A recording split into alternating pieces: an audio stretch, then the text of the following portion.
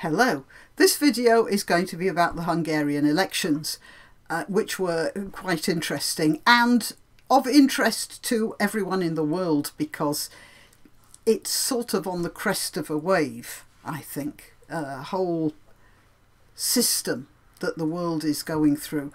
Yesterday, Hungary handed an absolutely overwhelming electoral victory to the Fidesz party, which has been variously described by its political opponents as nationalist or far-right.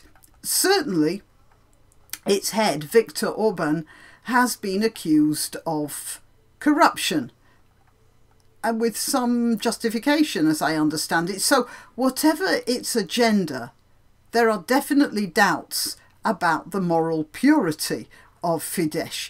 But be that as it may, what is absolutely certain about Fidesz, and what everyone knows and is not saying too much of, is that it's not only Eurosceptic but very profoundly anti-immigration.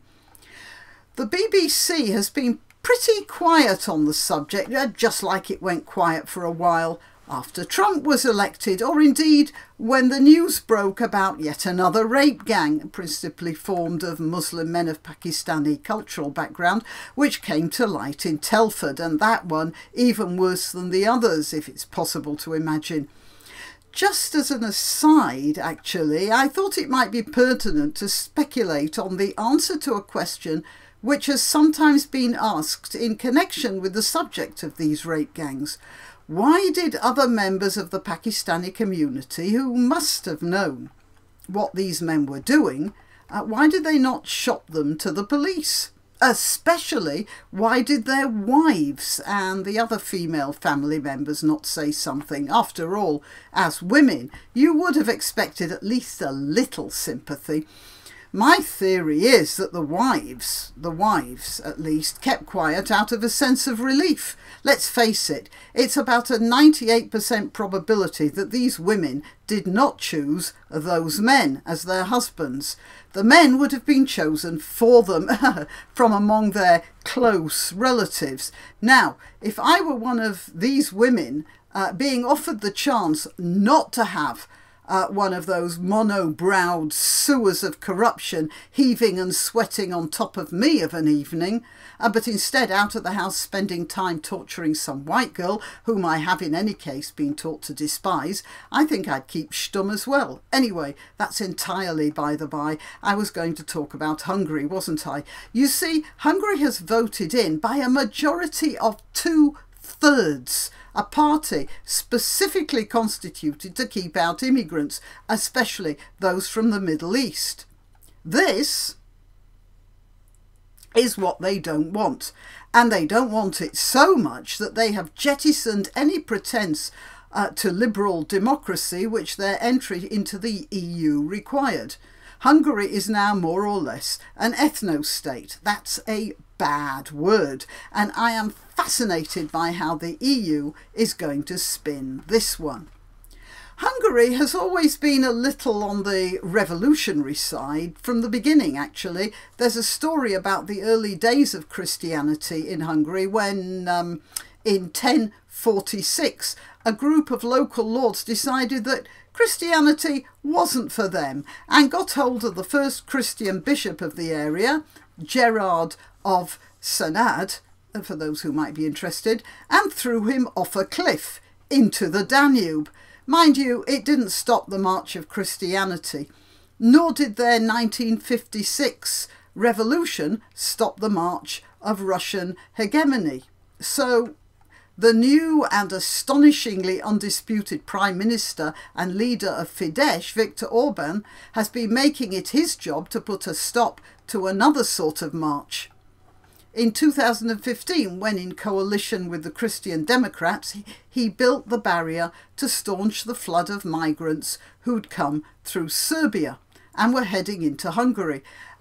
I want you to take another look at these photos. I'm sure it hasn't escaped your attention that the people in these crowds are about, well, I don't know what, 80–90% male.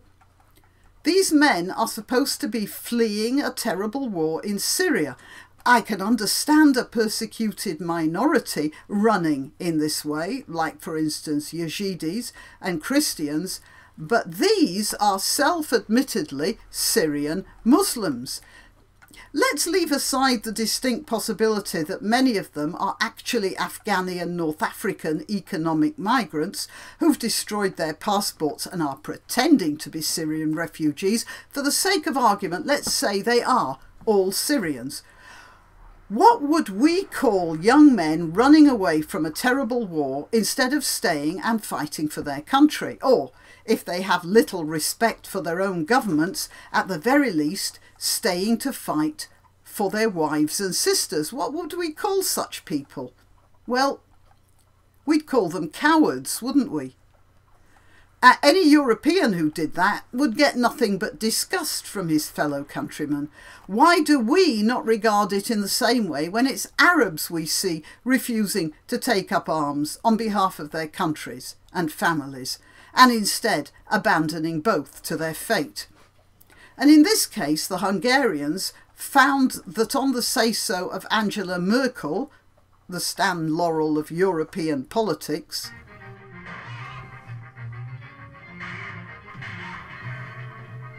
they were suddenly faced with an overwhelming concentration of men who, by their own admission, had no loyalties, no family ties, and apparently no moral fibre. And they were suddenly appearing on the Hungarian doorstep. I suppose this is what's at the back of Hungary's mind in its decisive choice of Fidesz, which now has such a huge majority it could change the constitution to anything it wanted. And that is always bad for democracy. Personally, I think this election result is a bad sign. I'm not saying that it's unexpected, quite the contrary. And neither am I saying that the Hungarians are wrong in their choice. This is the legacy of the German-caused migrant crisis, which people as far apart as Douglas Murray and Pat Condell have been predicting for years. I don't know how the Germans manage it. When they're making cars and washing machines, they do brilliantly. But as soon as they get into any sort of political power, they make the wrong choices every single time. And every time they make those wrong choices, the rest of Europe is thrown into chaos. That's another fine mess you got us into, Angela.